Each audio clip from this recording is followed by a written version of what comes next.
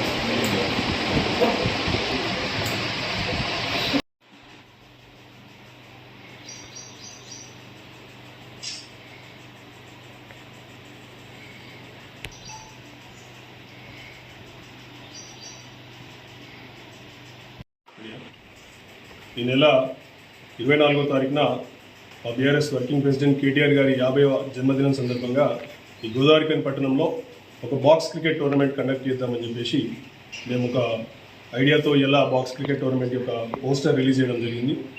గోదావరిఖని పట్టణంలో ఉన్నటువంటి క్రీడాకారులందరూ కూడా, క్రికెట్ లవర్స్, ఎంతూజియాస్ట్స్ అందరూ కూడా ఖచ్చితంగా పెద్ద ఎత్తున ఈ టోర్నమెంట్లో పాల్గొనాలని చెప్పేసి మేము కోరుకుంటున్నాం.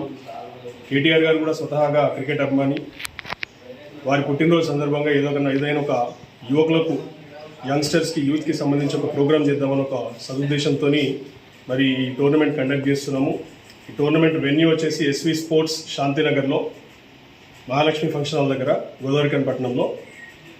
ఈ టోర్నమెంట్ వచ్చేసి ఈ నెల 20, 21, 22, 23 ఈ 4 రోజుల్లో కండక్ట్ చేస్తున్నాము. ప్రైజ్ మనీ వచ్చేసి 30,000 రూపాయలు, రన్నరప్ వచ్చేసి 15,000 రూపాయలు. కావున పెద్ద ఎత్తున మీ టీమ్స్తో రిజిస్టర్ చేసుకొని ఖచ్చితంగా ఈ టోర్నమెంట్లో మీరందరూ కూడా భాగస్వాములై ఈ టోర్నమెంట్ని విజయవంతం చేయవలసిందిగా కోరుతున్నాను. ధన్యవాదాలు.